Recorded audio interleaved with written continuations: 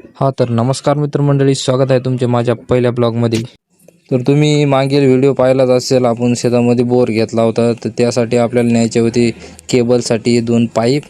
मग काय लगेच उचलले खांद्यावर पाईप आणि निघालो आपल्या शेताकडे. पाईप घेतले खांद्यावर, पण माई मी लय जड लागायले. कधी येते वावर म्हणलं बापा. चालत चालत आलो न बापा आपल्या वावरात, आणि हे बघा आपला बोर दिसला न बोर. मग लयच खुश झालो ना मी. इतनी खुशी पाईपाचं झालं लय वज. मग मी गेल्या गेल्या टाकले ना आपटून हे पाईप. नेमकंच वावरात पोहोचलो, इकडून वैभव आला बापा गाडी घेऊन. म्हणलं बरं झालं आला बापा हे सोबती. चाले तू लगेच घेतली न पहार काढून गड्डे खतायले. मग पण जाऊ द्या म्हणलं, अगोदर केबल टाकावं म्हणलं खांब्यावर.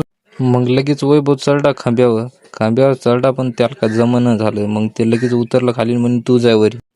मग लगेच म्हणलं जे या बजरंग बली तोड दुश्मन की नलीन चढवून बापा वरी खांब्यावर. तार घेतला फिट बांधून आणि उतरलो बापा खाली. मग लगेच तार ओढायला सुरुवात केली. मी ओढू लागलो आणि वैभव लगेच त्याला बांधू लागला. वरून उन्हले तपू लागलं आणि त्यातल्या त्यात खड्डे खतले. मग आम्ही पटापट गड्डे खतून घेतले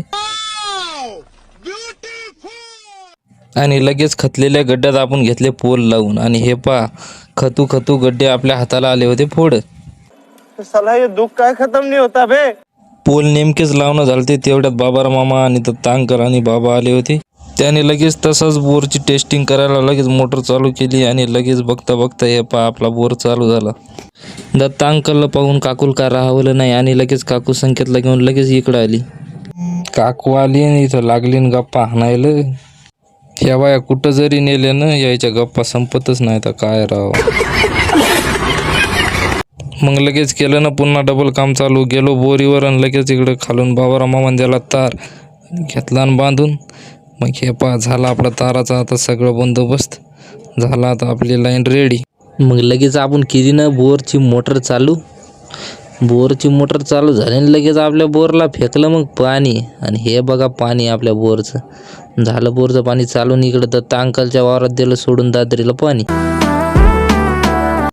तर आता आपल्या शिवारात आहे सैलाम बाबाचं आणि महादेवाचं मंदिर. तर चला म्हणलं आपण सैलाम बाबा आणि महादेवाला पहिल्या पाण्याने स्नान करू. तर हांडा भरला आणि निघालो आपल्या मंदिराकडे. तर मंदिरात आलो आणि सैलाम बाबा दर्शन घेतलं आणि लगेच सैलाम बाबाचं स्नान केलं.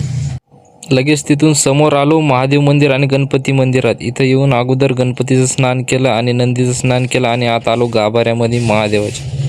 मग काय लगेच आपले आवडते देवाचे देव महादेव यांना स्नान घातलं.